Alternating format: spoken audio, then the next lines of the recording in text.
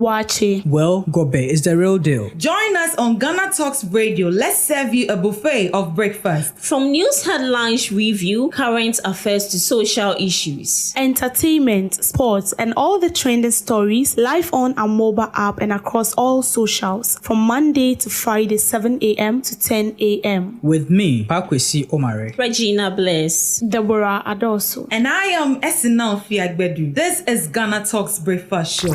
GhanaTalks Radio, #1. This is GhanaTalks Breakfast Show, your morning companion.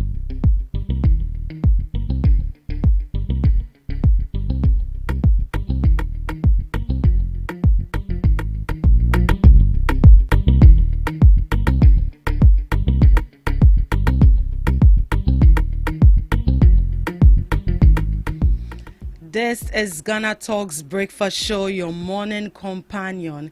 It's yet another beautiful week, and you are welcome to the morning show. This is the news review, and right here we bring you all the latest headlines making waves in the news, from business to politics, from sports to entertainment. We got you covered with the most relevant stories and informed perspectives on issues that matter to you every morning, right here on the show. My name is Ruth Esenam Fiagbedu, and I'll be serving you breakfast this morning with Miss Regina Bless and Miss Deborah. This is GhanaTalks Radio, the best station rocking the nation. Good morning to you, ladies, and you're welcome to the GhanaTalks Breakfast Show. Good morning. Miss Debbie, how are you doing? I'm good. How's the weekend? Fantastic. Fantastic. Miss Regina? It was great by God's grace. Oh, Your you thank side. God. It was good. You look different this morning. Or is the earrings? Oh, yeah. Probably the earrings. I said, when you mad that fine. Oh, yes. Oh, you are looking good. You are looking good. Thank you. So more of this earrings. Hey, no. It looks good on you.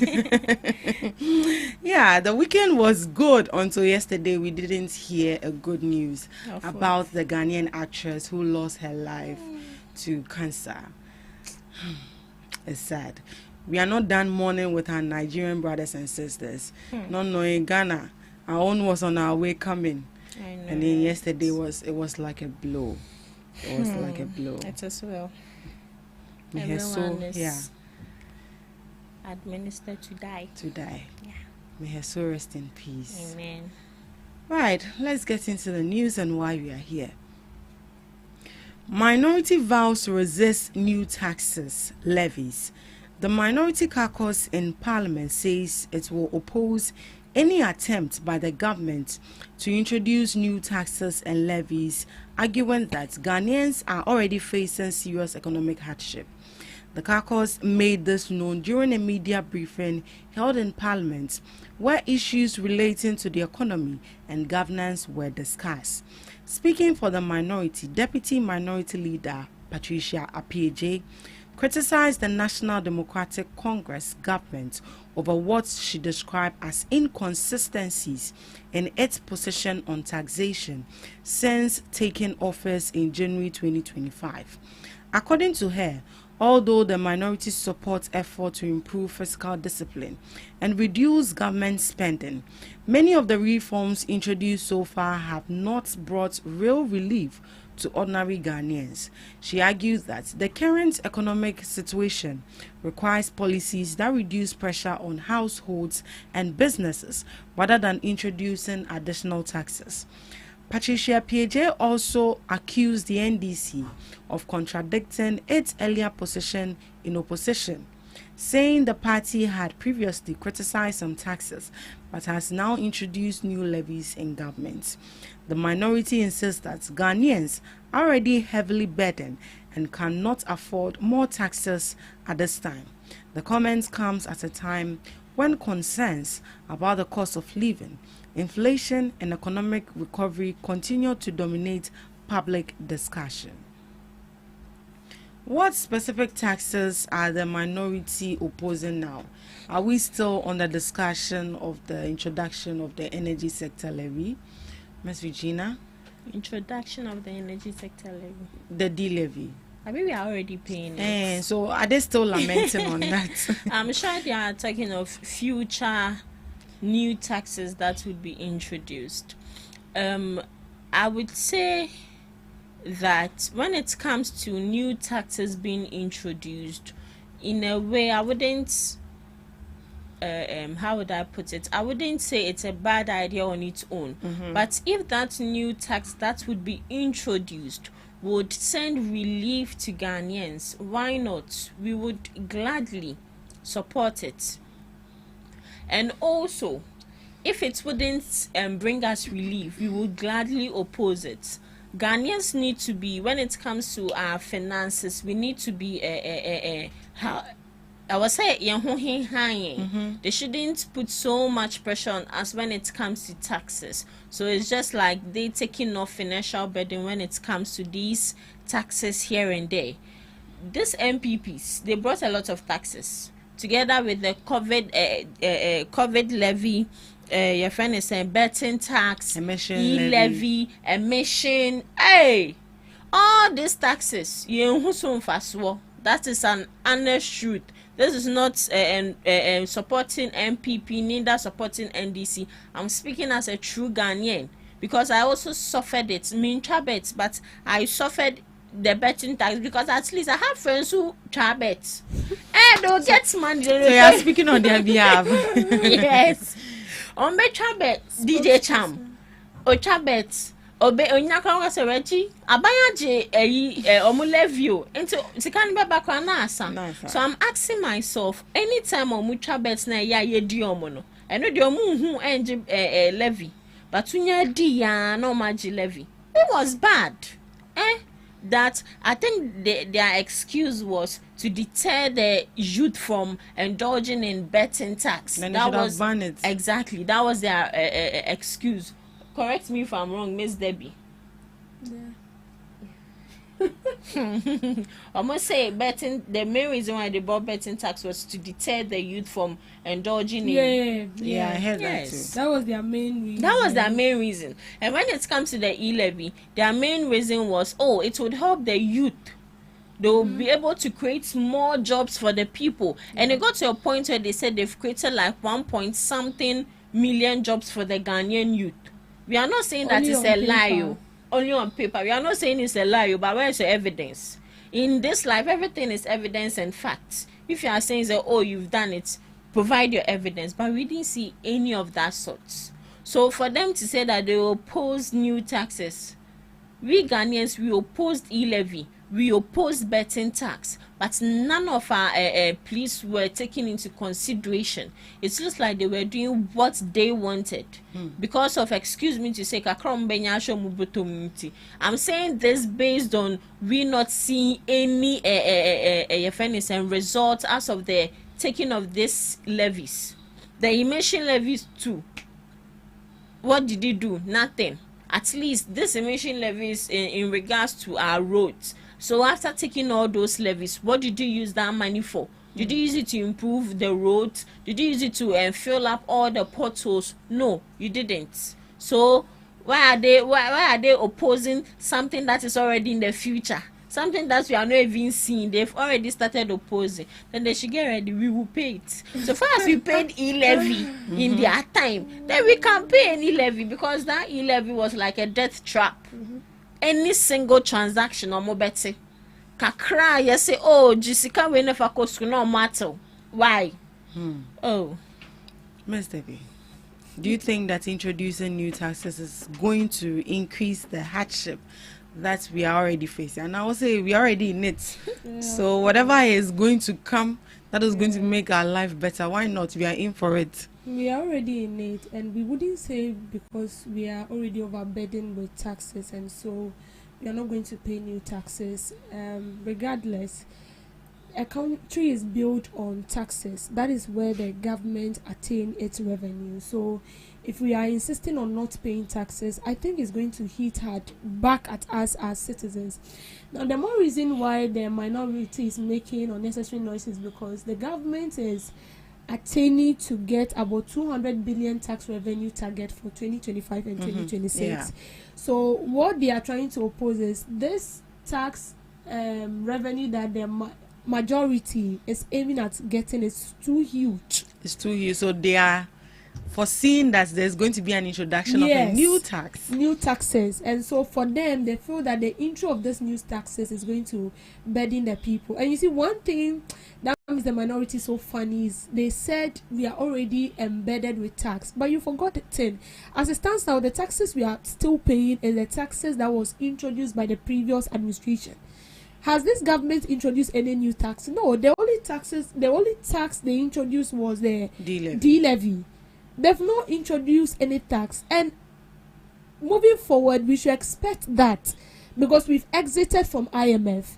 The taxes we are taking so far is not that much to help us as a country, so they will definitely introduce taxes. But I think the way the minority approached this was bad, because you can equally say that they should introduce the taxes but not too much. But then if you said you are going to oppose it, then you should be ready to dash us your salary, monthly salary. Yes. You should be ready to dash us your monthly salary. You see, it's funny because you were in power for 8 years and you didn't realize that the taxes you were introducing was overburdening us as citizens. But now that we have a new government coming in, you see new taxes as nuisance, but you didn't see it as such. You were introducing taxes, without thinking. And we were equally paying, in as much as we don't see anything with it. We pay taxes every day. Our roads are still the same. We pay taxes every day, and we still talk about poor infrastructure in our health and in our education sector. So on a normal sense, we're not even supposed to pay taxes because we don't see the benefit of the taxes we pay. But here lies the case. There is nothing we can do. Whether we talk about it, whether we argue on this, we will still pay the taxes, because mind you, we are not going back to IMF. But how would you assess the economic performance of this current administration, and would you feel reluctant to pay a tax if it's been introduced? No, I wouldn't. You wouldn't? Why? Yes. Why wouldn't you?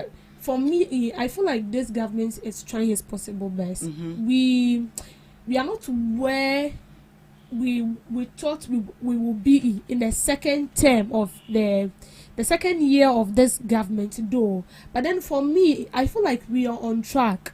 And as much as we are not paying new taxes, we are seeing benefit of what the revenues that is being taken from the old taxes that we are paying. We are seeing an improvement sort of than the previous administration. They brought e-levy, right? We didn't see anything. When this government came, they scrapped e-levy, but we are still seeing progress. They are doing a lot of developmental projects that is ongoing. In as much as most of them are not being filled physically, like the Women Development Bank, I don't even know when they're going to start building that bank, because they have less than a year. Yeah, they mentioned they were going to bring the toll booths. Yes. We've not seen and it. then 24-hour economy business, just during this weekend, they went to demolish Kaswa New Market because they said they are building. And I don't know how, because the government should have it in mind that he has less than a year. So sometimes I panic for him. The promises still, like, it keeps coming. And I'm scared for him, though. But for me, I wouldn't mind paying more taxes, because although we are not paying like a lot of taxes as it stands now, we are seeing positive, like the signal is positive than previously. Well, government is continuous, so let's just hope that if they are not able to finish what they wanted to do, and if the current administration comes in and see that, oh, this is actually a brilliant project, that the thing that is going to help the country, they can take it on. Just as President Mahama also wants to take over the agenda 111 hospitals by speaking to the Christian Council to aid the government to build it. I think if we should have any leader to also come after President Mahama and see that the project or the policies he brought on board is actually good, why not? I think that government can also take on and continue the project as well. But the promises are becoming too much, as Mr. B said. And make sure that you have a timeline, and if you are not able to accomplish that, it's going to affect the next flag bearer you want the person to come. So please. The flag bearer you said, I thought we will be discussing that this morning. You don't know what's happening. Court ruling on GN savings may set risky precedents. Amin Adam warns. Former Finance Minister Mohammed Amin Adam has warned that the recent Court of Appeal ruling ordering the restoration of the license of GN savings and loans could create uncertainty within Ghana's banking sector. The ruling, which directed the Bank of Ghana to restore the company's operating license, has revived debate over Ghana's banking sector clean-up exercise carried out between 2017 and 2019. In a Facebook post, Dr. Amin Adam expressed concern over attempts by some government officials to credit President John Dramani Mahama for the court decision. According to him, the matter should not be viewed through a political lens, but rather as an issue of financial sector stability and regulatory credibility. He explained that the banking sector cleanup was introduced to address problems such as weak governance, poor liquidity, low capital levels, and risk management failures within some financial institutions. The former finance minister warned that reversing regulatory decisions years after licenses were revoked could weaken confidence in the authority of the Bank of Ghana. He argued that such a precedent may encourage other collapsed or sanctioned institutions to seek restoration through legal or political means. According to Dr. Amin Adam, uncertainty over the finality of regulatory actions could undermine discipline within the banking system and reduce investor confidence. He further stressed that Ghana's financial system depends on strong, consistent and predictable regulation, especially regarding license revocations carried out on prudential grounds. The former finance minister also called on the Bank of Ghana to clearly communicate its steps following the Court of Appeal's ruling. He cautioned against politicizing banking regulation, especially at a time Ghana is emerging from an IMF-supported program. Financial stability is not a campaign promise, it is a national asset, he stated. Ms. Debbie, do you see any sort of political intervention when it comes to the issue of the GN Bank restoration? Political intervention. As Mr. Amin is saying that they are trying to politicize this whole issue, and some government officials are congratulating President John Dramani Mahama for this. But is he supposed to interfere into the works of the judiciary? How is it interfering in the works of the judiciary? Then why are we congratulating him? We are congratulating him because this man has suffered. Okay, when GN Bank came up, everybody was excited, especially those who are into business, because I think they grant a loan with low interest rate, and so a lot of businesses love to save money with GN Bank, and it got to a time it looks as if GN Bank was taking over all this private government-owned banks that we have. And then the previous administration brought up this clean-up exercise, and it collapsed a lot of banks. Okay, a lot of them.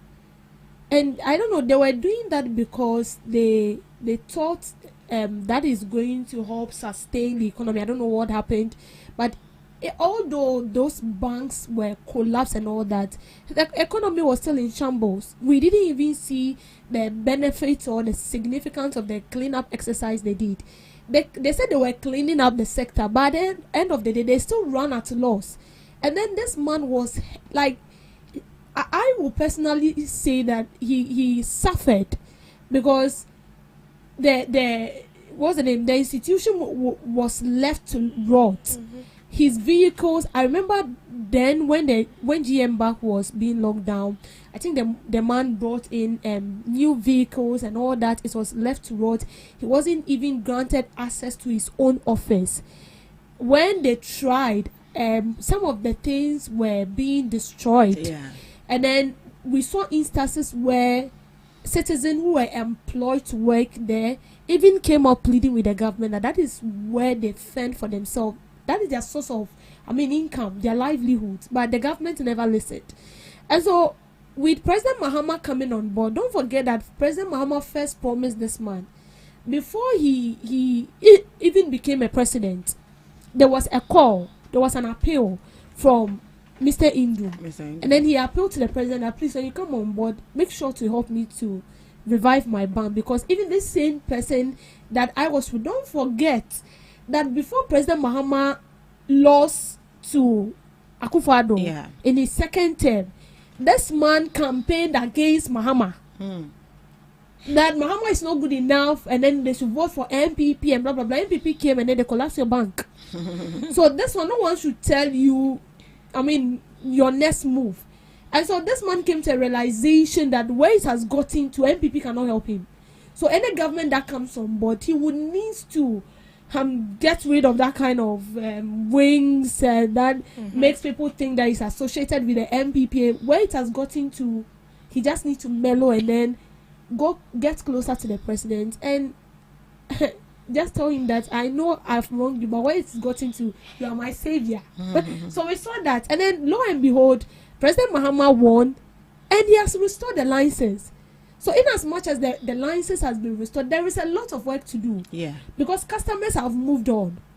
And looking at the economy and everything, this man is now coming to start from scratch. It means you will need to convince people to have this kind of trust in your bank again. This business women and men have moved on their savings in their saving elsewhere. Yes. So how do you get them on board? But I believe if they were providing better services, it wouldn't be difficult to convince when the people GN back to Bank came, it wasn't even up to a year. Yeah. People were trooping in there because, as I said, they gave out loans with low interest rates, and it was even getting popular than even this government banks. Because we know that when you go to this government banks for loan, the interest you pay is even more than the loan you are taking. But this man didn't do it that way.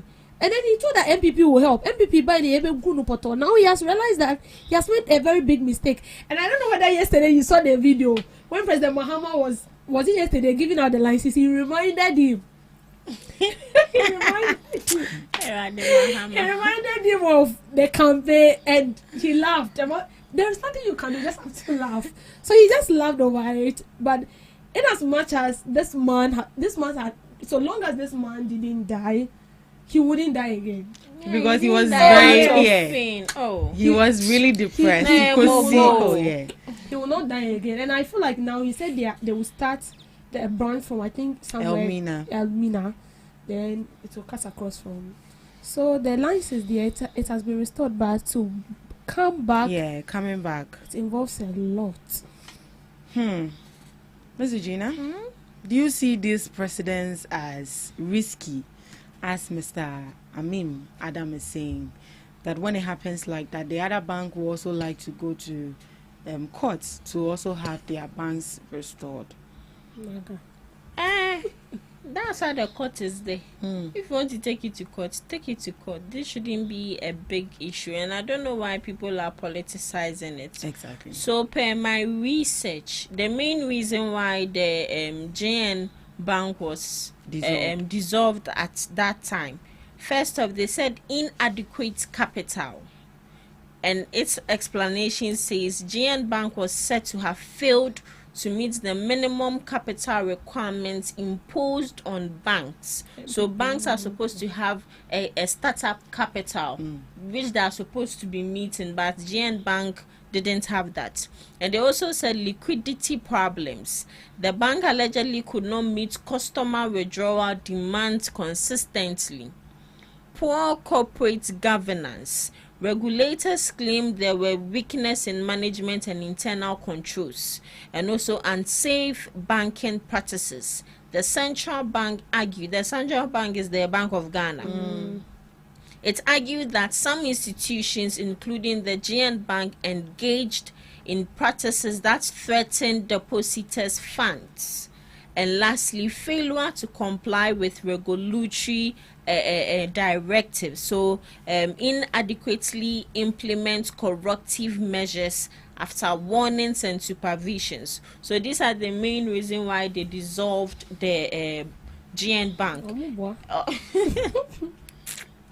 And I can't say much on this because I'm not really, I think this is a job of an economist or You're not an probably expert. an expert, yes. But looking at all these, if truly it is true, and as the B saying no more, if truly it is true, I think he has learned his lesson.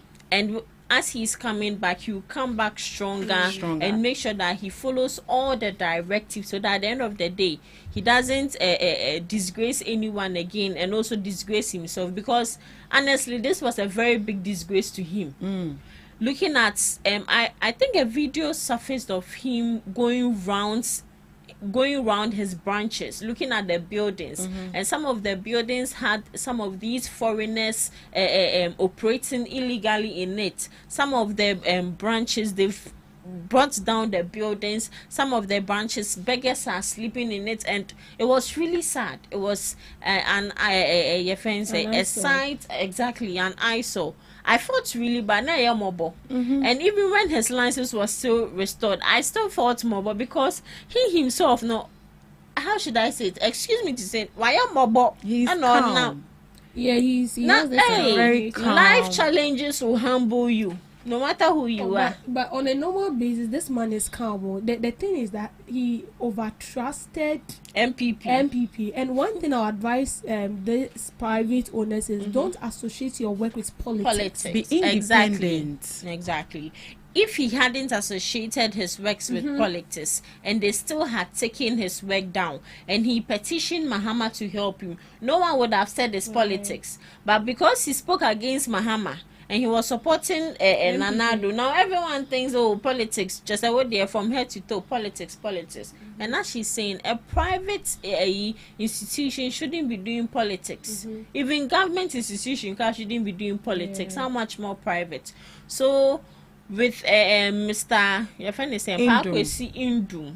Oh, Pakwesi Indum, my grandfather. And they are stressing this grandfather. But as Debbie said, because depression can lead you to take your life, or can even buy you. But since he has not killed himself, he didn't die a natural death, and never chance and obey. That one not that. Do you know he owns ATV? Really? ATV is for him. Oh, that's so nice. He's a business mogul. Yeah. And also with the restoration of the bank, it has brought back a lot of people who lost their jobs. Yeah. So jobs will be restored as well. If only they didn't move on. Some Anyway. of them have moved on. But if you are good, I think if you apply and You get it. you have a very good history there, the man will take you back. So in the coming days, in the coming weeks, in the coming months, we are going to be seeing GN and very soon, but they will be starting in Elmina. Let's see how it goes. Ghana, France to collaborate on reparatory justice initiatives. The government of Ghana says it welcomes new anti-slavery policies announced by French President Emmanuel Macron, including France's decision to work with Ghana on reparatory justice linked with transatlantic slave trade.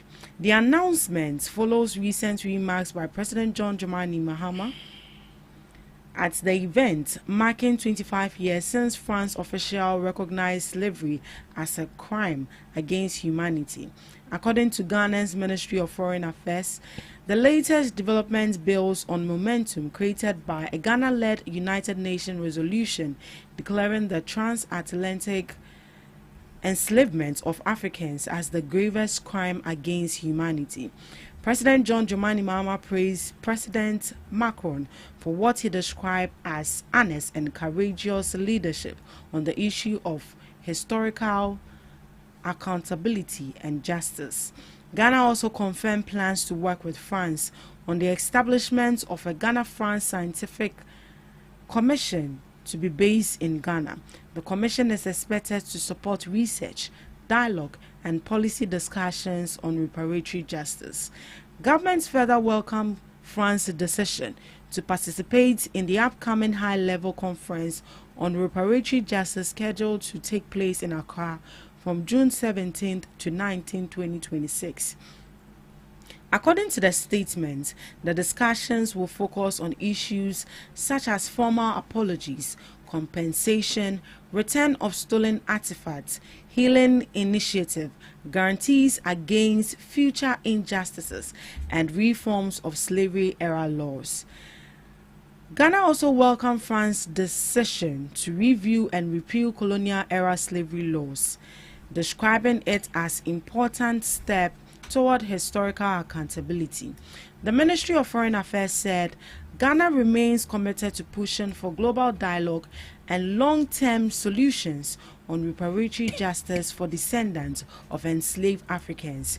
The upcoming conference in Accra is expected to bring together heads of state, ministers, scholars, and civil society groups from Africa, the Caribbean, Europe, and the Americans. Government says the goal is to create sustained international cooperation based on historical truth, mutual respect, and justice. What do we hope to achieve as a country from this initiative, Ms. Debbie? A lot. A lot, because dating back to history, we've seen the effect of this slave trade and all that, how it has caused us as African countries by this Western world. And so calling for reparation is just making amend or compensating us on the harm they've caused us, our resources they've taken, and also in a way changing that narrative that Africans are bad people, or Africans are this, Africans are that. Because I remember the first trade President Mahama made based on this whole thing about reparation. He cited an example where in the Western world there were books that were being made, like something that we learn here as social studies and all that. They have books in the Western world that talks about Africans, and then what is being stated in there is false. Okay, so they are painting bad pictures about we Africans to this Western people. And so this is what they are trying to do, change the narrative that this is false. Let them know that whatsoever they are enjoying today is because of us. What they are having today is because of us.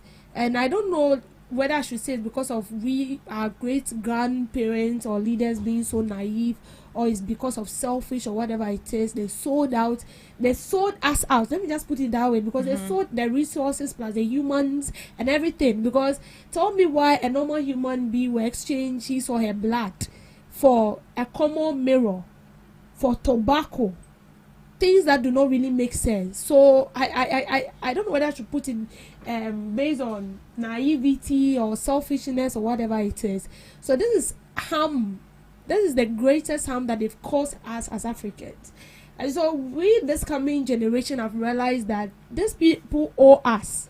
And this is what they owe us. They owe us everything. They owe us apology. They owe us money. They are supposed to pay us, because if we are supposed to take all those resources that they've taken from us, come on, Africa will be one of the richest. And so they owe us. So I like it in a sense that we will collaborate with these people. And then, but this is no heja. It's like we coming on board and then letting them know that this is it. This is what your people have caused us. Because the people we are dealing with now were not there when those things happened. It was their great leaders.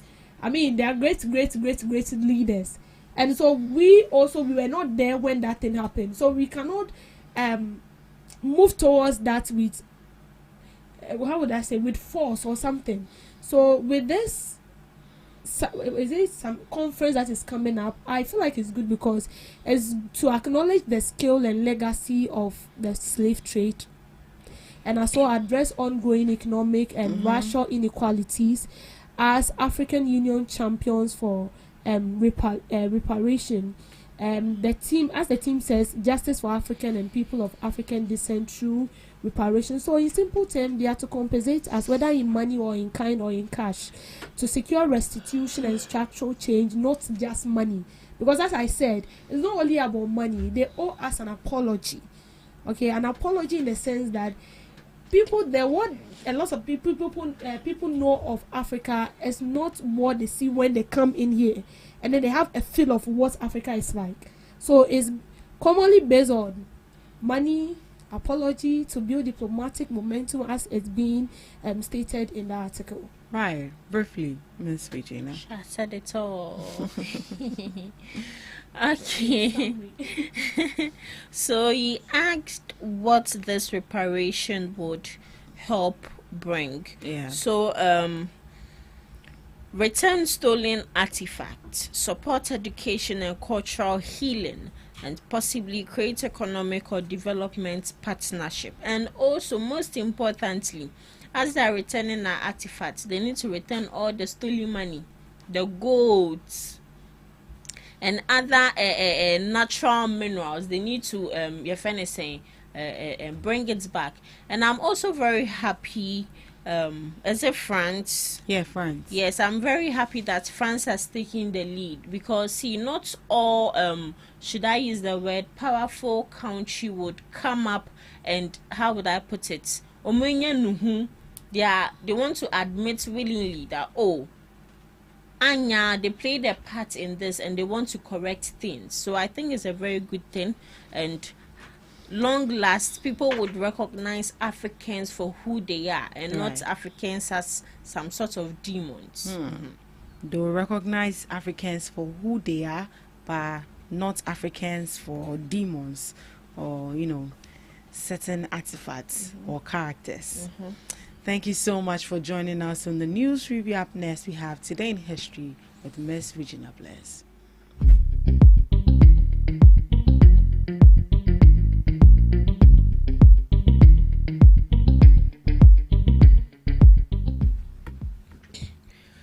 Bringing you today in history and some global observances, live on GhanaTalks breakfast show. So on this day, 1787, Constitutional Convention begins at the Pennsylvania State House, Independence Hall in Philadelphia. Initially scheduled for May 14th, delays in delegate travel meant the convention started in earnest when a quorum of 7 states delegations was reached out nearly 2 weeks later. 1977, Chinese government removes ban on Shakespeare. The ban on his works was officially removed decades ago after the Cultural Revolution concluded. Since then, the bard has experienced a major insurgence in China, with his plays frequently performed and studied. 1979, American Airlines plane crashes in Chicago, killing all aboard. Almost 300 people are killed on this day in 1979 when an American Airlines flight crashes and explodes after losing one engine just after takeoff. It was the beginning of Memorial Day weekend in 1979 when 277 passengers filled Flight 191 from Chicago's O'Hare Airport bound for Los Angeles.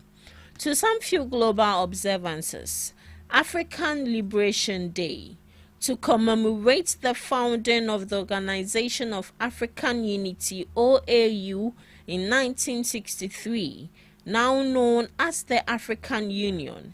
The day honors Africans had won independence from European colonialism and highlights the ongoing fight for economic, social, and political self-determination. National Missing Children's Day, to raise awareness about missing children, encourage public involvement in ongoing investigations, and honor those who are still unaccounted for. It also serves to celebrate children who have been safely reunited with their families and recognize the professionals fighting for child safety. Lastly, prayer for peace and Memorial Day. Memorial Day is officially designated as a day of prayer for permanent peace in the United States. It is a time to honor fallen service members and unite in hope for a world without conflict. And that's all for today on Today in History and some global observances, Live on Ghana Talks Breakfast Show. Thank you so much, Miss Regina, for today in history and some observances of the day. Up next, we have Debbie's Grill. Welcome to Debbie's Grow, where we talk about issues that matter to the state, void of politics, fear or favor.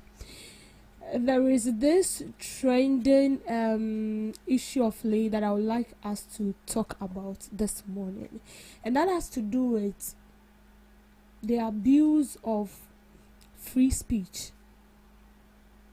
I mean, we've seen what is going on. In as much as it being stated that we have the right and the freedom to speak and to share opinions, I think that doesn't call for an abuse of it. But I feel like most people do not really understand what it says when we say free speech. Now, what I'm doing here, I'm being given the right to share my opinion, whatever I want to say. No one will take me on because this is what I'm doing. I'm sharing my thoughts on this. But the abuse comes in when I use this platform to threaten someone, when I use this platform to say things that are false, things that do not hold water. I mean, saying things, claims, without solid evidence. Just because I'm being given the opportunity, or just because the phone is mine, or just because the data I'm using to say whatever I'm saying right now, it's my money and not your money. And when you threaten someone, the law will take you on. The law will definitely... Now let's look at this.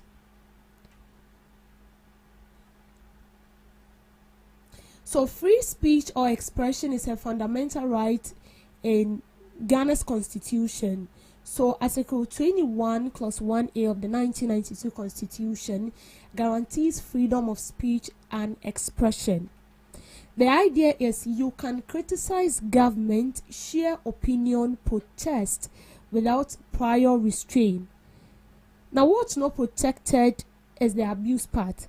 So the courts have long held that free speech does not cover speech that creates direct specific harm. So false statement, so that means that false statement that damages someone's reputation, you will be taken on. Speech that urges eminent lawless action, so calling for a mob to attack someone right where you are, you will be taken on. So in Ghana, it is covered under law against incitement to hatred, public order of offense. So in other countries like the United Kingdom, laws are stricter. It is mostly protected unless it incites violence. So yes, this is what the law states. You are free to make whatever you want to put out there. You are free to make your statements, share opinion on whatever is going on. But you have no right to threaten someone. Or you have no right to call people, post somebody's picture, and then you are encouraging the citizens to go after that person and attack that person. So let's take this for instance. In the case of Ahmed Suale, Ahmed Suale's picture was being posted for the first time. We were told that he is part of the Tiger Eye team. And then when the picture was posted, the statement that follows is, wherever you see him, attack him. And it wasn't up to a week or a month. We heard that Ahmed Suale was being murdered by unknown assailant. So you see something like this, the law will take you on. It's quite unfortunate that as it stands now, the person who made this claim, no law is holding him for what he has done. And the people who were involved in this case, I don't know how far the law has gone about dealing with these people. But that doesn't mean that when you go out to say it, you will be allowed to go scot-free. The law will take you on. So there was an instance where a young lady, she called herself Baumiaba. And this lady was insulting the president, saying all manner of things. The ghost of her land should kill the president. She was calling on water, rivers. I don't know where they see those things, maybe in movies. She was calling on rivers and people, like a whole lot of things. That they should kill the president, they should kill the president's wife, and all that. And she was being picked up. Fortunately enough, she has been granted bail, but I don't know whether she can meet the bail conditions though, because you are supposed to, present not less than 500K every month. And I don't even know whether she's employed. Even if she's employed, how much does she take in month? So there are consequences that follow all this when you don't know the right info to put across there. If you put false info across to damage the reputation of someone, you will be picked. And the fact that a leader, someone who calls his or herself a leader, is doing it doesn't mean you should also do it. And that is what we see now. It's these things are very, very common with our politicians, especially the communicators. I'm not going to take anybody out, both MPP, both NDC, they are all part. Sometimes when you listen to this communicators talk, you can boldly tell that we're all trying to talk. And what this person is saying is just to tarnish someone. But they say it. They say it because, well, they are looking up to someone in the party who also does say. Or because when they do it, they will come in for them. Or they will stand in for them. And so they do that. But it's bad. Free speech doesn't mean you should abuse it. Free speech doesn't mean you should tarnish the image of someone. You can still criticize the government without insulting. You can criticize the government without calling anybody to kill him or her. No. And I think we have to bring a stop to all this behavior because it's uncalled for. One, the president is not your classmate. So, in as much as the government is doing something or the president is doing something that you don't like, doesn't mean, you look the president in the eye and then you compare yourself to the president, regardless of whoever is in power. That kind of respect needs to be there. And I can boldly say that if you're talking about African countries that have this thing we call free speech, it's Ghana. If you go to some other countries, you wouldn't be allowed to go scot-free. We saw instances where I think citizens of either Sudan or Tanzania, they were being arrested because they used the voice or the audio of their president to perform a choreography or something. And they were being picked up. For them, they see that as a mockery. But when you come to Ghana here, it's common.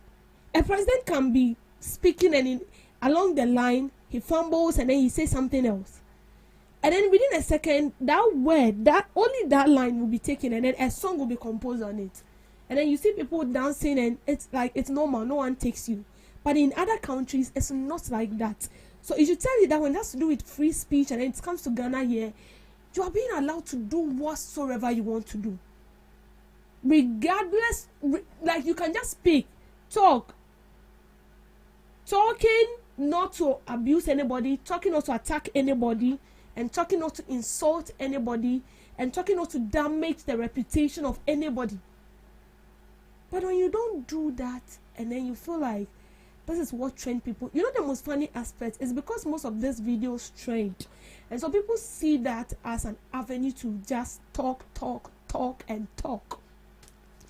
Recently, just Saturday, there was a show and then there was a communicator, MPP and NDC communicator, and it was based on this free speech issue.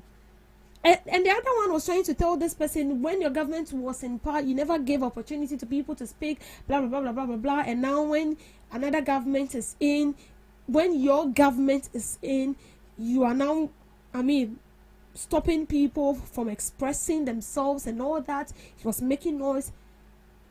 And the other man just gave him one shot and he was quiet.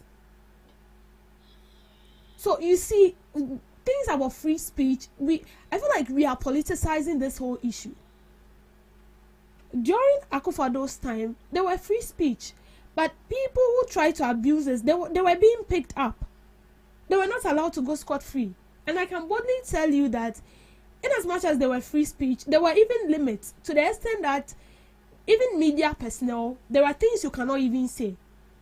The likes of Captain Smart was in Angel TV, and because he said something, he was being given a notice to leave air for 3 months. And then let's not even mention names. When we want to talk about the likes of Johnny Hughes, he was on TV3.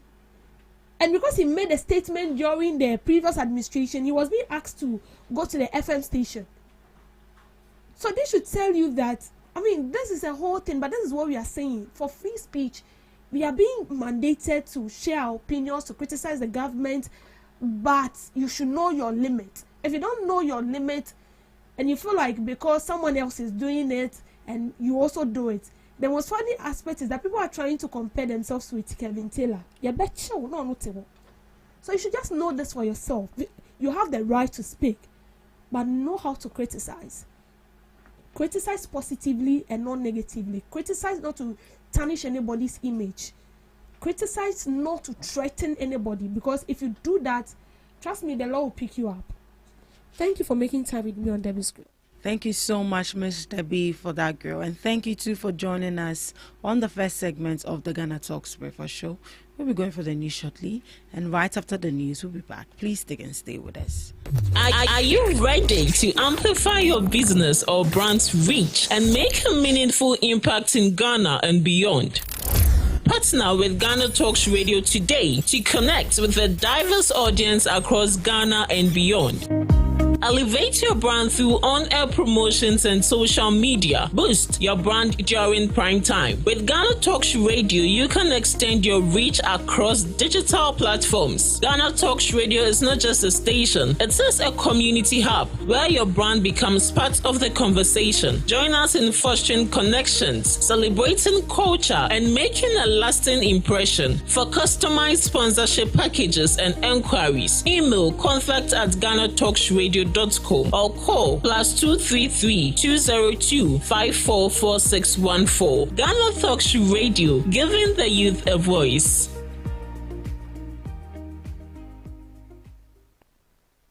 What do you want for breakfast? How do you want your breakfast? English breakfast, French fries. Koko Nikosi, alo komi kesheto. Wache. Well, Gobe is the real deal. Join us on Ghana Talks Radio. Let's serve you a buffet of breakfast. From news headlines review, current affairs to social issues. Entertainment, sports, and all the trending stories live on our mobile app and across all socials from Monday to Friday, 7 a.m. to 10 a.m. With me, Pakwesi Omare. Regina Bless. Deborah Adoso. And I am Esinal Fiagbedu. This is Ghana Talks Breakfast Show.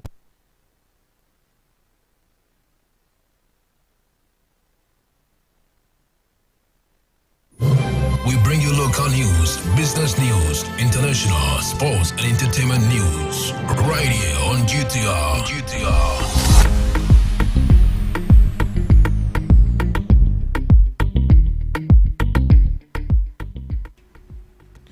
Hello, good morning, and welcome to the morning news update on Ghana Talks Radio. Coming up this morning, President John Dramani Mahama pledges to make Ghana's current IMF program the country's last bailout.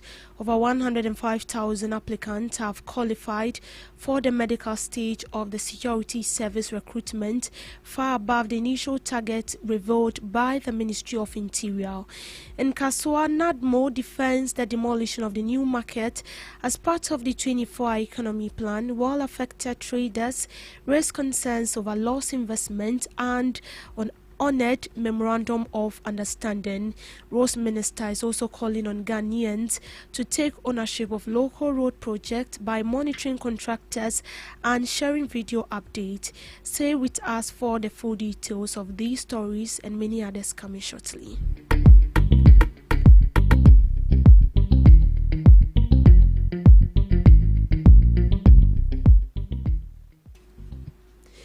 President John Dramani Mahama has revealed that Ghana's IMF program faced serious risk when his administration took office. Speaking on the country's economic recovery, the president said the intervention were necessary to restore fiscal discipline. The measures, he said, will build enough resilience to avoid future reliance on external bailouts.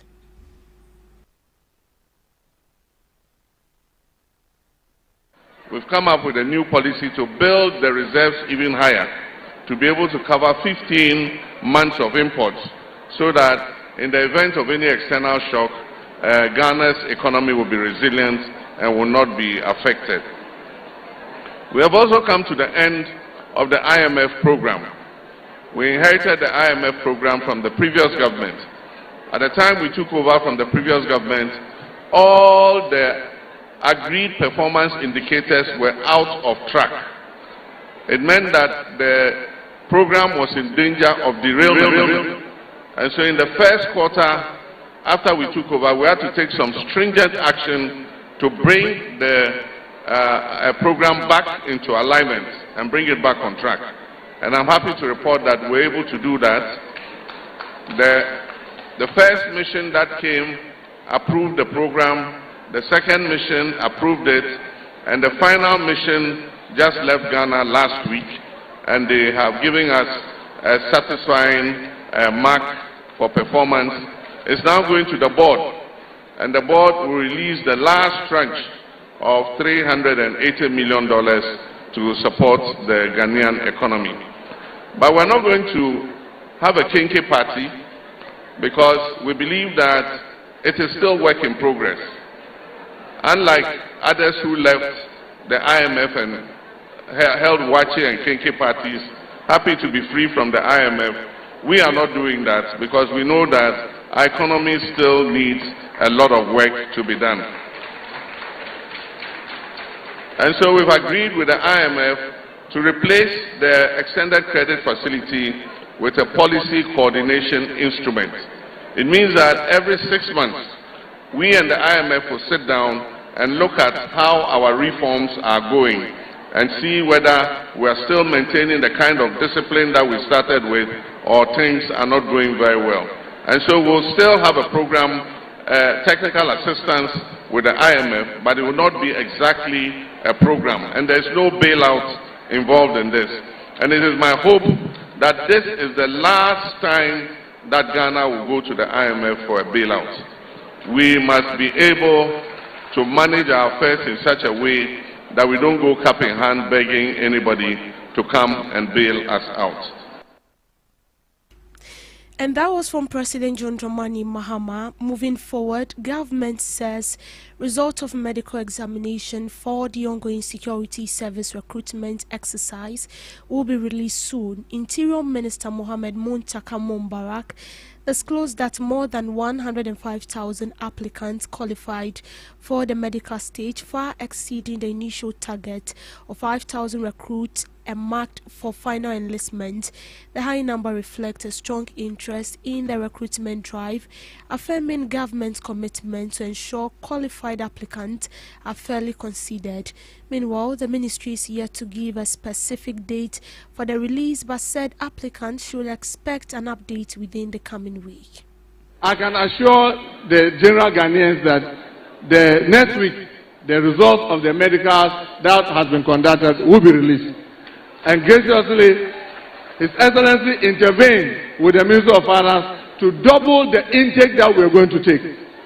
We are currently working closely with your MPs, in the case of Savannah, led by the original minister and Honorable Yusuf Suleimana, to make sure that at least those who qualify for the medicals get first entry into our recruitment program that we are carrying. We want to assure you that nobody will be left behind. And he has given firm instructions that we should keep the data of all applicants, because we cannot use just 1 year to deal with all these issues. So that from those pool of resources, we can be pooling as and when opportunity comes to recruit into the service. The Municipal NADMO Director Nash Nyande has defended the demolition exercise at Kaswa New Market. According to him, the action forms part of government broader plan to establish a 24-hour economy market in the area. The demolition is aimed at extending commercial activity beyond conventional hours. Kaswa New Market. Na sente mu anase yaban a ewo so yi ehye bo se oba 24-hour economy market no odebeko district bia ana municipality bia na ende ena ye sha ase se yen Kaswa for no ye demolition na de wo mu ni say we have engaged every stakeholder obi a owo shop bia ebeka project ni beka ni bia no for several times ni ye ebe mitium ewo market a ye ni omadi nkomo municipality na momati asese wo awo MOU bia e cover o shop bia na say project bia wa ye bia wa hase no Fabra assembly ho na mpenifon hwe na se be council a on be hwe kwan be fa so on be compensate you the ebubu ye no uncompleted shops any ebubu so far yen fa yen sanka shop bia e operate because Andrea market day and there Amumba market na yenim se bebre na yiyom niama ba ye observe ye ne ehun se still na dodo na niama egum omu yiye ntino eno sa no na etwa se yesa ene omu ekasa na ende ne rechina yi no omutimi epe baby na omu yiyom niama no ekona project no timi cause. Meanwhile, the affected traders allege the demolition was carried out without clear arrangement to compensate for their losses. The traders are calling for urgent engagement with officials and seeking redress over the destroyed facilities. Bubu shop more than 20. Ewa hanumu no enu na egugu onu obi toilet eni ne mani na eti yesrenu ye papa jo mama ye na efoti abanu manu ewa hanumu New Market hanumu no ye mami na akoyo ye frenu susu a onfin ye obatapa a ye frewu a unfin ye na uma omukodi de eti ye frenu ye freye papa su jo mama no mbra asem we mu ya ye wo papers ni na eni de omu ni papers ni na aban ye Ghana fo eti omu hwe no mu ka bibi emfa hu enye say na ebetu kwan aja Ghana ma omu obi avoti ma omu manu asi. What pay me a lot is my father. My father is a pension man. And he has spent all his pension money to invest on this comel. And this comel is going to be demolished. You can imagine, as I'm talking to you now, my father is sick. He fell sick. Since from the day he heard that they are going to demolish here, my father is laying in the house sick. Well, now, you can imagine how he's going to survive. All his pension money has been invested here, and all is going to be demolished. The Minister for Roads and Highways, Honorable Gavins Kwame Agboja, has called on Ghanaians, especially the youth, to take ownership of road projects in their communities. Speaking of public participation in infrastructure delivery, Agboja encouraged citizens to record and share videos of ongoing works where possible. The initiative would help monitor the performance of contractors and ensure projects are executed to standard. No contractor working on any road in the country or savannah would be tolerated for doing shoddy work. I have news for you. Today, interestingly, in Savannah region, on every day, when you go to platform, citizens have decided to take their mobile phones and record everything that every contractor is doing. They've been sending it to President Mahama, they've been sending it to me. So if you are a contractor, you can no longer connive with my agencies to send me a very beautiful report in Accra and pretend you are working. The people know. In fact, they even tell me how many people are on your site on daily basis. There's one contractor that I cannot mention. It's a Chinese contractor. I know the number of equipment that are on site today, how many people are there, and when they came to work. And I want to thank the public for this level of vigilance. And I want to encourage all young people across the country. Do same with every road project that is in your community. Own it. Report to us. Don't wait and say that the minister will know about it. Please let us know. You are not a nuisance. Day and night, tell us what is happening on your big push project in your community. So that together, President Mahama will go down on record as the person who made the biggest intervention on our road. Currently, over 2,000 kilometers of road are being constructed. This is not fiction. Unlike what President Akufo-Addo did in Parliament when he did one of his State of the Nation address and pretended that he built almost 18,000 kilometers of road. Truth be told, there's no record in our country that President Akufo-Addo actually even started and completed 100 kilometers of road. It does. In business, Enterprise Insurance has paid more than 280 million in claims to policyholders across Ghana in 2025. This payment supported thousands of individuals, families, and businesses recovering from unexpected losses, reinforcing the company's role as a dependable financial partner. Insurance trust is not built through promises, it is built through payment, they said. The company's performance reflects its continued financial strength, backed by credit rating from GCR Ratings, one of Africa's leading rating agencies. This rating signals strong ability to meet obligations, even in challenging conditions.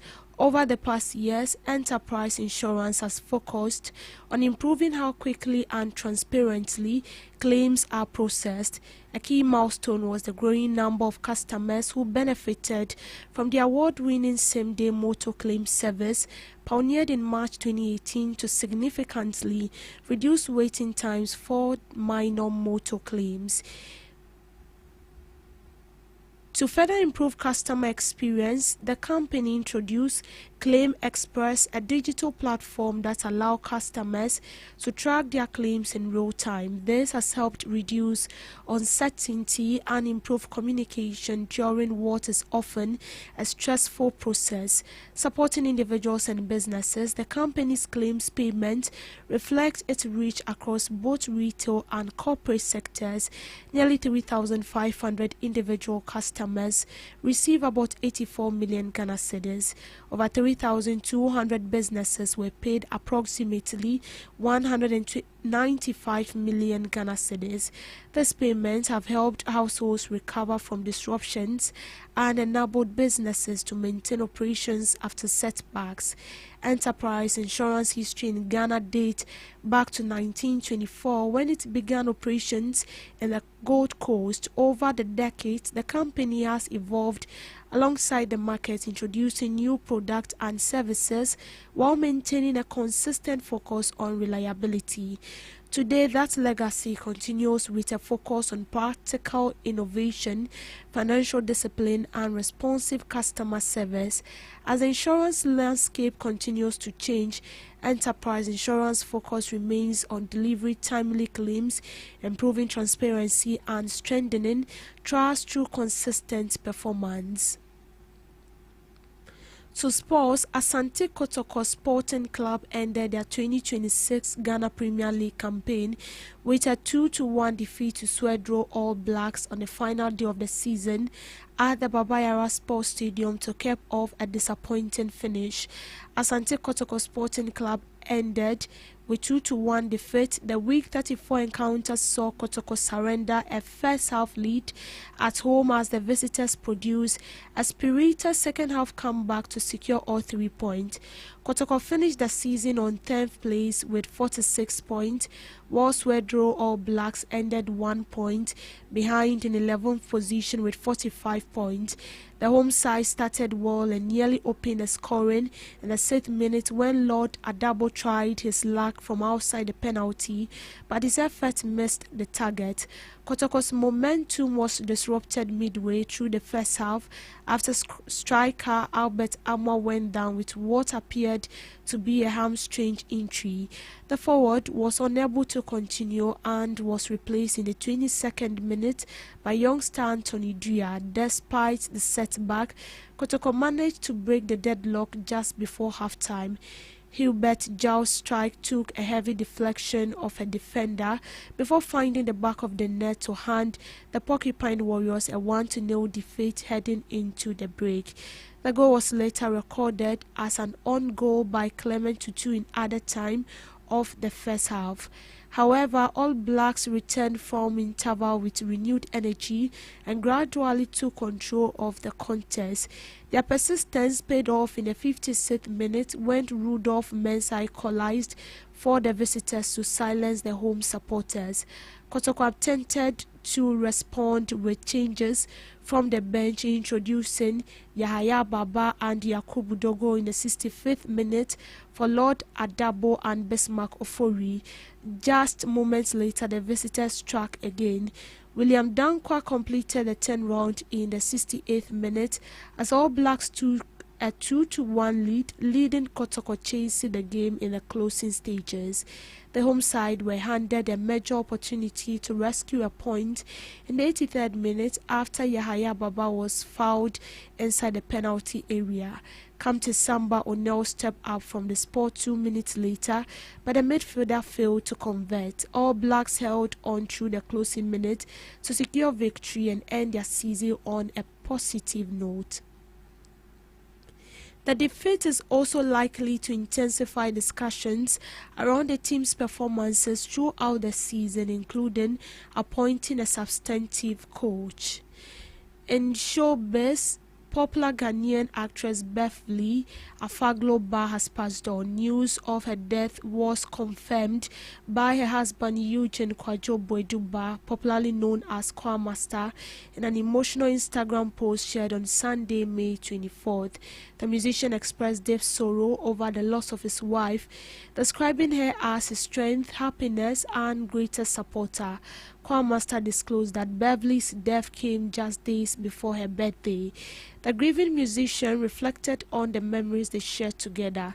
He further promised to continue the plans and projects they had started, while expressing confidence that a memory will remain with him always. The announcement has since triggered an outpouring of condolences from fans, colleagues, and members of the entertainment industry on social media. Further details regarding the circumstances surrounding Beverly Afaglo-Ba's death is yet to be made public. On global updates, the Texas Attorney General's office sued WhatsApp and its parent company Meta Platforms, alleging they misled consumers about the strength and scope of WhatsApp encryption measures, which a Meta spokesperson denied. The lawsuit in Harrison Court alleges that WhatsApp and Meta forcefully assured users that WhatsApp messages are encrypted despite having access to virtually all private communications on the messaging app. WhatsApp markets its services as secure and encrypted, but does not deliver on those promises, Texas Attorney General said in a statement. Meta spokesman Andy Stone said on social media that the lawsuit allegations are false and that WhatsApp cannot access people's encrypted communications. The lawsuit seeks a court order barring Meta and WhatsApp from accessing Texans' WhatsApp messages without their consent, as well as monitoring penalties. Texas lawsuits cite news reports about a federal investigations into claims that Meta had access to unencrypted WhatsApp messages and a whistleblower report to the United States Securities and Exchange Commission. The lawsuit was filed under the Texas Deceptive Trade Practices, the state main consumer protection law. Paxton's office has filed a number of similar data privacy lawsuits against major companies, including Google, which agreed in May 2025 to pay $1.375 billion to settle claims that it violated users' data privacy. On May 11, Paxton's office filed a lawsuit accusing Netflix of spying on children and other consumers by collecting their data without consent and designing its platform to be addictive. Netflix denied the allegations and said the lawsuit is based on inaccurate and distorted information. And that's a wrap on the morning news update. Do well to log on to all streaming platforms at GhanaTalks Radio for more news stories. I am Deborah Adoso. Good morning.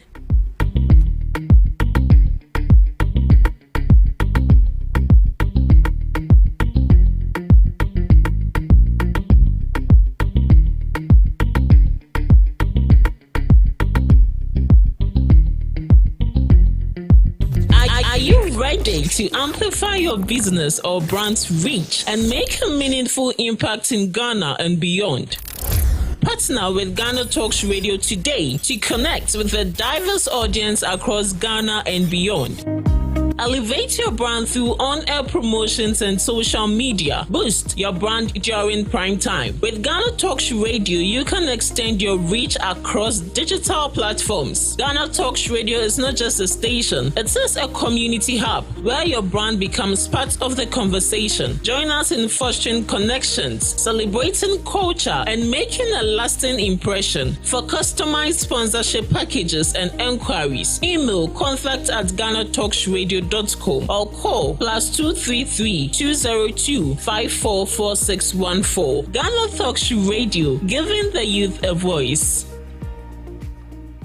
What do you want for breakfast? How do you want your breakfast? English breakfast, French fries. Koko Nikosi, alo komi kesheto. Wache. Well, Gobe is the real deal. Join us on Ghana Talks Radio. Let's serve you a buffet of breakfast. From news headlines review, current affairs to social issues. Entertainment, sports, and all the trending stories live on our mobile app and across all socials from Monday to Friday, 7 a.m. to 10 a.m. With me, Pakwesi Omare. Regina Bless. Deborah Adoso. And I am Esinal Fiagbedu. This is Ghana Talks Breakfast Show.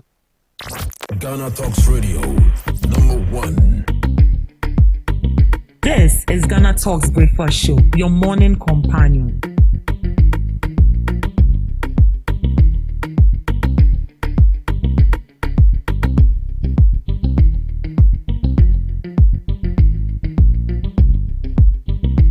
This is Ghana Talks Breakfast Show, your morning companion.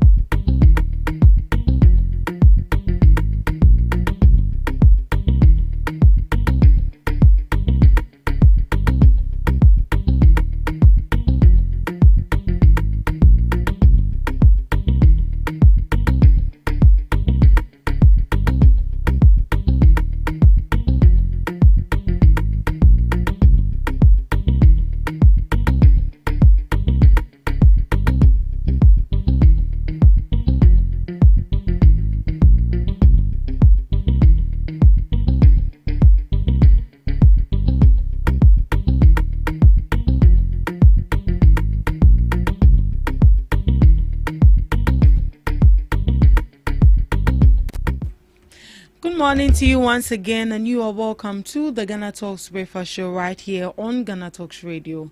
This is the second segment of the morning show, and right here we come along with knowledgeable guests who are going to be delving into the issue for discussion this morning. They are going to be sharing their informed perspectives on issues that matter to you every morning right here on the show. Remember that you are streaming live on Facebook at Ghana Talks Radio, on YouTube at Ghana Talks Radio, and also on X at Ghana Talks Radio. Do all to log on, send in your comments. Let's get interactive right here on the morning show. This morning I have sitting right here in the studios with me Mr. Abdul Mutalib, who is the NPP communications team member and also the NPP Northern Regional Youth Organizer, Hopeful. So for this morning, as part of the topics we'll be looking at this morning is going to be free speech under attack and also court ruling on GN savings. Right. Good morning to you, Mr. Abdul, and you are welcome to the Ghana Talks Breakfast Show. Good morning to you, madam, and good morning to your cherished listeners. Hope all is well. Hope you had a restful weekend. Mixed feelings. I see that you are aspiring to be the youth organizer for the Northern region. Yes. How is it going so far? Alhamdulillah, it's going well. I believe in the results, but the confidence is in the will of God. I dedicate that to God, and then I have the conviction that when we get there, we'll surely cross. Right. I think you were here last week, and then we spoke about the issue of free speech, and there's been a new development. The NPP is set to petition the Chief Justice, and then also we've seen other bodies also condemning the acts. That is going to be a part of the issue we'll be looking at this morning. Free speech under attack, and if indeed this government is intimidating people, on how to express themselves. We've seen a young lady who was arrested within the week, named Baumiaba, who launched certain comments against the president. What would you say about the comments that lady actually made? Do you condemn the act, or you say it's also free speech, so people should be allowed to express themselves how they want to? Okay. Thank you very much once again, and then I will want to also thank your production team for always keeping us in touch and updated on this particular program. I will also want to extend my greetings to the entire leadership of the new Patriotic Party, from national to the polling station, and every member of new Patriotic Party in this country. And to those who are monitoring, I say good morning to you all. Free speech. Today, it has now turned to topic of discussion, which personally I thought that it wasn't necessary, because there are a lot of issues that are going in this country that we should have been focusing on how to resolve them, putting together the critics of the opposition, New Patriotic Party, and then the efforts by the government to address those challenges. However, it appears the NDC government has consistently tried to divert the minds of ordinary Ghanaian to pay attention to the real issues that is happening by, at any point, trying to get individual arrested so that everybody will now be like, oh, this is the topic of discussion. But when you say the real issues, is this not Mr. Abdul, please take your time. If you say the real issues, is this not equally part of the issues that a government should equally be tackling? Well, if the government suggests to say that this is equally an important issue to it is important to it alone and not to the nation. What is the benefit of it to the government? What did the lady say? Or what did she said about the president that it has amounted to that insult? What did the president do to her to amount to such comments she made? Well, the president is the leader of the country, and we are allowed to express our feelings about the way things are happening. So if somebody is criticizing you, then what you have is to get the person arrested. Are you not attacking the free speech in this nation? Mr. Abdul, but did you listen to what the lady said? Yes, I did listen to the lady. Okay, so what? If I get very well, she was making a comparative commentary in a sense that he was asking about the fact. She was asking about the fact that if the president has, if the president himself has once insulted the former president, what is the crime for somebody criticizing him, even not insulting him? And also suggested that the president in his interview, which I don't have proof to that, has once said that the father stole generator. So if His Excellency John Dramani Mahama, whose father was a thief, has given birth to him and trained him, and he is not a thief, then His Excellency Nana Addo Dankwa Akufo-Addo's father, who was a prominent figure in this country, then they think that his child was a thief. That is the comment I heard about her, and I think that, you see, I have to say this clearly. I am not a subscriber of insulting leaders, but leave it at as it is. The president himself, like the last time I said, everybody or anybody in this country who feel that insults is part of free speech, that person learned it from the current president, His Excellency John Dramani Mahama. He for once insulted His Excellency Nana Addo Dankwa Akufo-Addo, former president, then president, and his entire tribe as Achim Sakawa. So if you did this yesterday and a child looked at you, you feel that okay, it's part of free speech. So what is wrong if you insulted somebody yesterday, even when you were former president? Not that you're just ordinary party supporter, not that you were just a mere flag bearer. You were former head of state and aspiring to lead a country again, and you didn't see anything wrong insulting the leader of the country. Then his entire tribe today, you are facing the same thing and you see it wrong, and then you want to arrest individuals who are making those commentary. It's serious because we always say something. You harvest what you plant. Right. You don't plant cocoa and then expect to harvest rice. No. What the president is going through today is what he planted. Okay. So if I'm getting you right, because the president also made because he insulted, not that he made comment. He also made because he insulted the comments former when president. He was in opposition. Now let's focus on some of the comments this lady actually made. She insulted the president and also threatened that someone should go and I can't even use that word because use it. If I use it, I'll also be called for, because if you are no, just wait, listen, no, listen to me, because even me here as a nobody, if you pass such comments and you say that you kill me, I'll even get the police. So how much more you sitting in front of your phone and publishing such news, and you don't see anything wrong about it, that the lady is saying that somebody should kill the president. So since when has the death or the killing of president become a crime? Didn't we see that in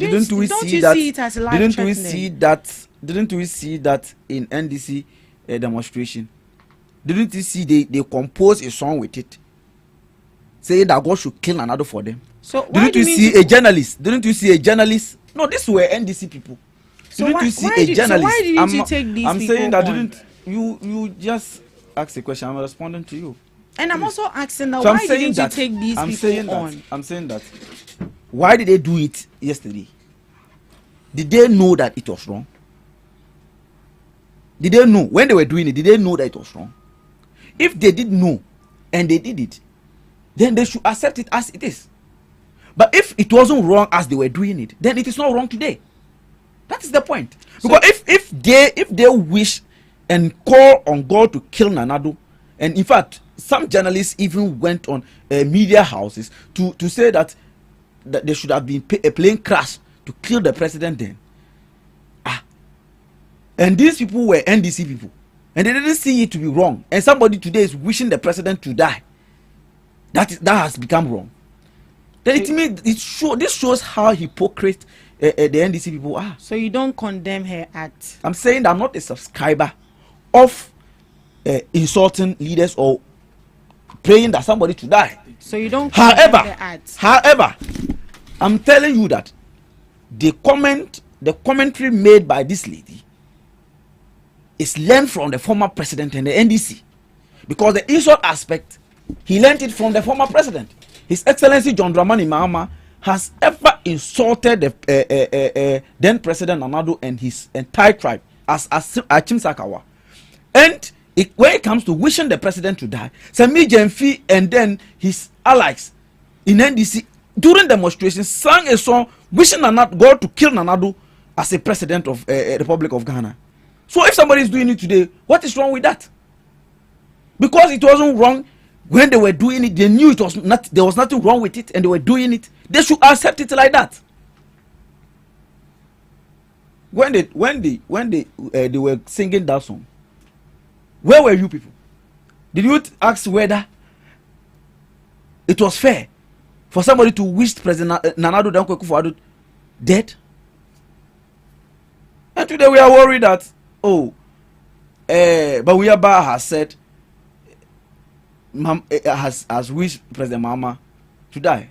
Look, personally, I believe that any president, even if you today becomes the president of this nation, I believe that you are the god of the country. Right, let's look and we should respect that. But any exhibition of disrespect, grudge disrespect, is learned from the NDC. Right, Mr. Abdul, let's read what the law says about threat. And this is the legal framework and is governed by the Criminal Offences Act 1960 1960 Act 29, and this includes the following specific provisions. Threat of death under section 75 of the Act. Anyone who threatens another person with death with the intent to put the person in fear of death commits a second-degree felony. This is a severe crime punishable by maximum prison sentence of up to 10 years. That is what the law is saying, the law of our country. And threat of harm under section 74, threatening someone with unlawful harm without intent to cause fear, with the intent to put them in fear of harm is a misdemeanor. This is what the law is saying. And you are saying that you do not condemn the act of this young lady, and then also because we've seen that the previous administration also did it, it is normal and it is fine for someone to also continue on that tangent. Before you come in, let me introduce my second guest, Mr. Henry Frimpong, the NDC communications team member.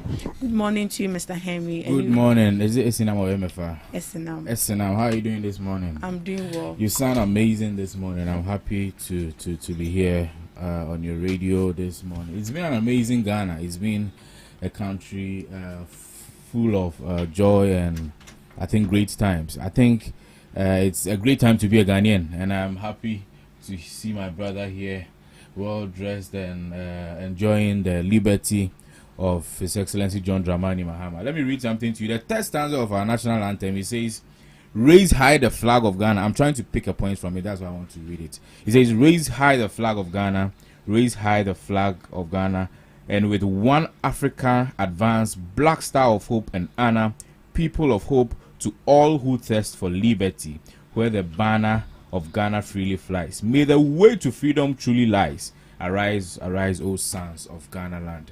As a son of Ghana land, this is a great time for me to arise and stand for peace and justice and truth and whatever that we do. So special greetings to all Ghanaians and the sitting president, His Excellency John Dramani Mahama, and all his cabinet ministers and all government appointees, and my own godmother Joyce Bawa Mokhtari. I can't sit on any platform without saying hi to her, so I need to say hi to her. And to everyone in GhanaTalks Radio, I think this is a very big platform that I need to respect. So moving forward, hopefully when you call me, I should be able to come early and speak on national issues. I mean, for now, as I sit here, I'm experiencing the best Ghana in my entire life, over 30 years of my life. This is one of the best Ghana that I've ever experienced, where inflation has moved from 54% to 3%, where a dollar which used to be 17 cedis is now around 11 cedis, where obnoxious taxes like electronic levy, which was imposed on Ghanaians, have been scrapped away. Taxes like Nwusie tax, no, what was the name of it? The one emission tax. Thank you very much. Emission tax has also been scrapped off. So this is a great time to be a Ghanaian, and that no influence can you say that you are going through hardship. I know that Ghanaians are enjoying Ghana. Yeah. So let's all thank His Excellency John Dramani Mahama. Right. Thank you so much, Mr. Henry. And thank you too for honoring our invitation to be in the studios. Thank you so much for joining us.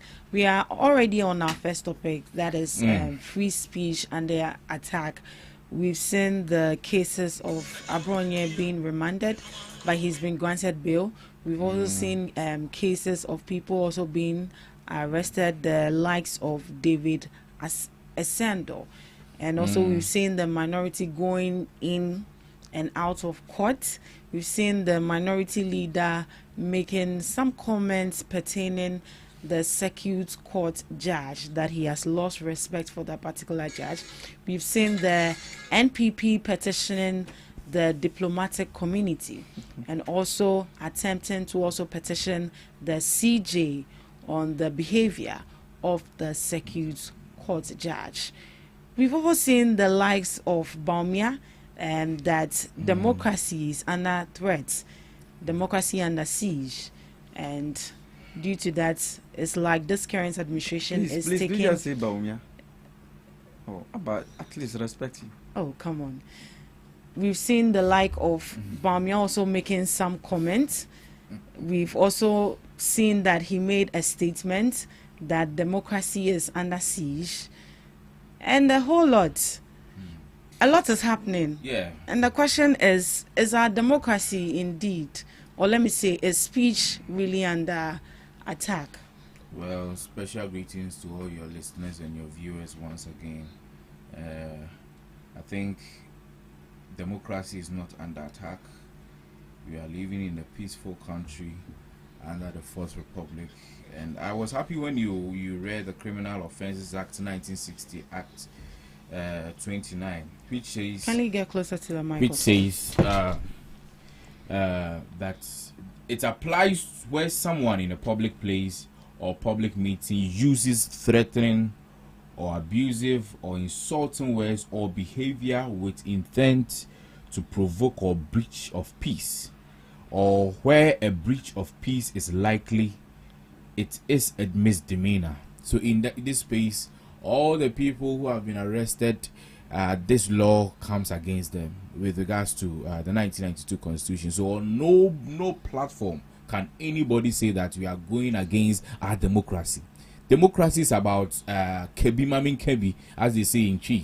So it's not as if we are imposing our authority on anybody. If you go against the law must deal with you.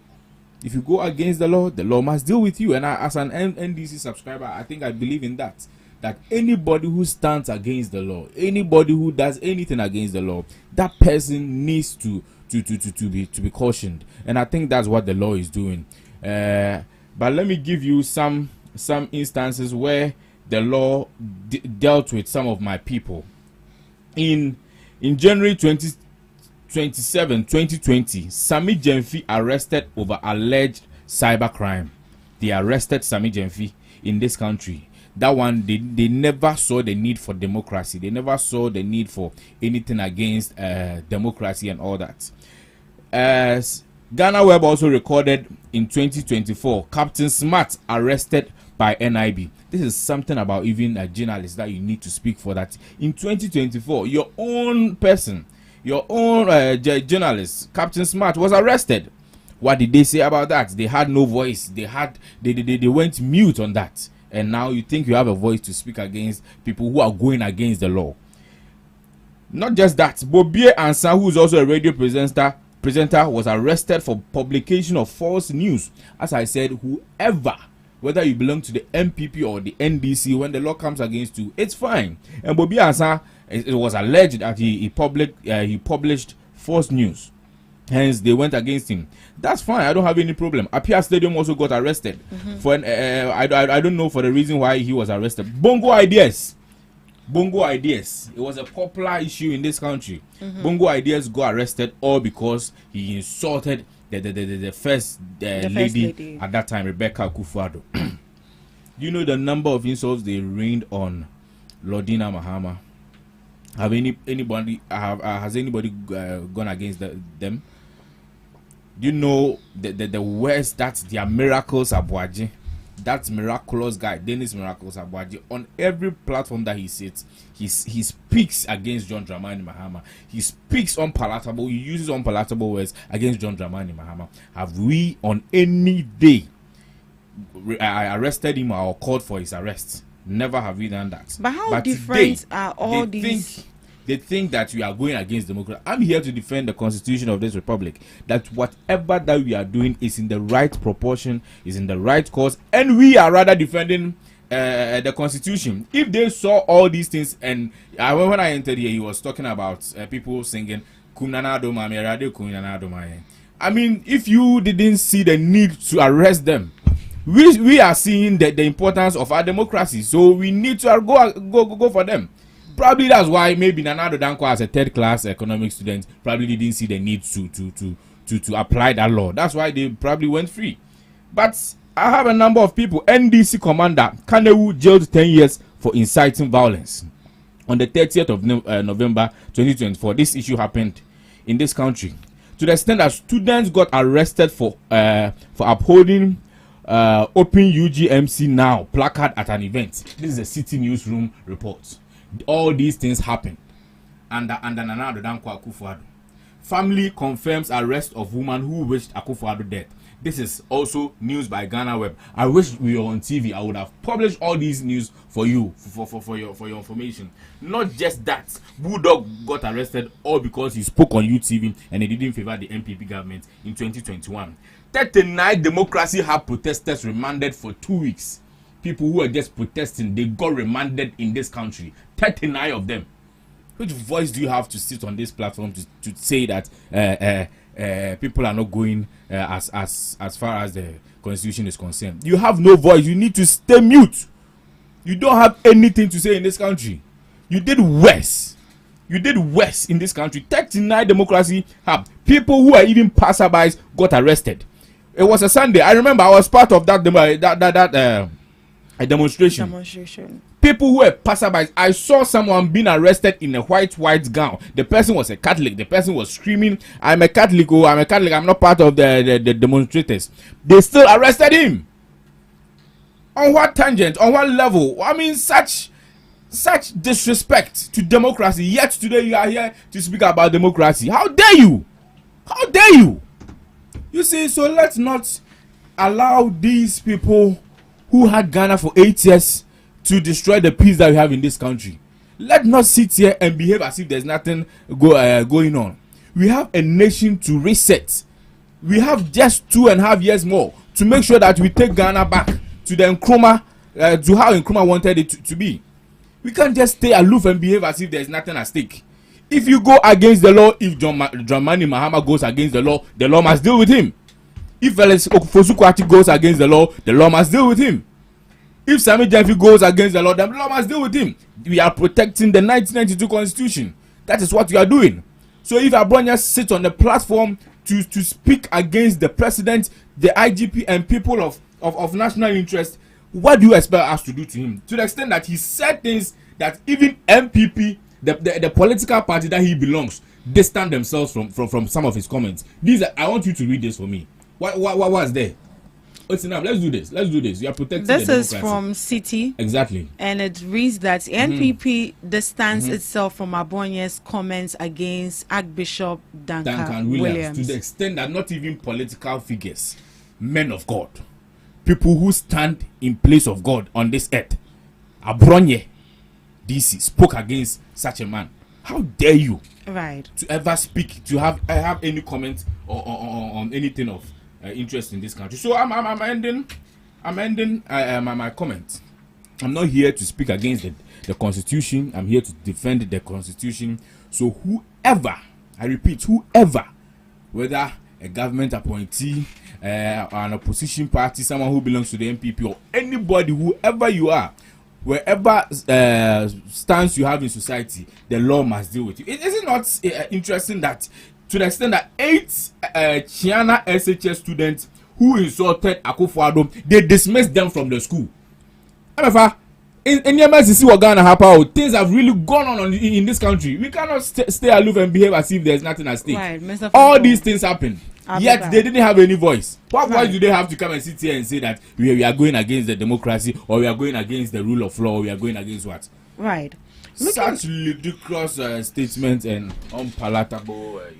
Right. Looking at all the things or the incidents you have unfolded and looking at what is currently happening, how different is it from what he just, the incidents he just brought to light? Thank you very much. I think you treated me unfairly, but I just have to be, I was just supposed to be quiet and allow you to go, because you asked a question, I was to respond. You said you wanted to welcome him, and that was it. Welcoming him, and but you had the time to speak. No, you asked the question. No, you said, but before no. You said before I come. No. And you are welcoming. Please Mr. admit that maybe it was oversight. It's but not. You say no, wait. It's not an oversight, because when you came. But did you no, wait. That? Do you remember Listen to me. Let me clarify this before we move on.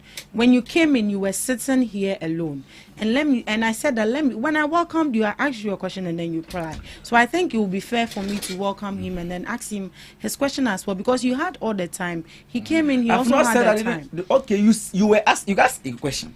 You read a portion of Constitution. Then ask a question, and you said, before I come, you are welcoming him. So if it was that you are going to give him his time to speak, that would have been fine. I'm not saying he shouldn't have time to talk. Right, you have your question. Kindly answer. It was unfair treatment. Anyway, that is fine. I think Constitution is developed on morality. But for you to think that you are a defendant of Constitution, you should have exhibited some level of morality that coincides with the Constitution you are talking about. You are talking about Honorable Miraka Awaji using unpalatable words and what have you to criticize President Mahama. The words Honorable Miraka Awaji uses today is the replicas of Sami Jemfi and then Malik Basintali of NDC. What they use, the words they use to criticize President Nana Akufo-Addo. There's no two ways about it, including Sam George. The words they use to criticize His Excellency Nana Akufo-Addo are the same words he's using to criticize the president today. In fact, if are lower words than that. But my brother here just sat and said that people are launching insults on the First Lady. You didn't ask him who has insulted the First Lady, and then personally I have not heard that if there's anything like that. Beyond that, is he talking about the fact that Abrunye spoke against the men of God, and NPP distanced itself from it? Is enough to say that the party doesn't respect the council of churches. What didn't their CEO say about the chairman of Pentecost churches? What did she say? She threatened that if the man speak up again about Galamsey, they will deal with him. In fact, the chief of staff will even have to cry over this comment.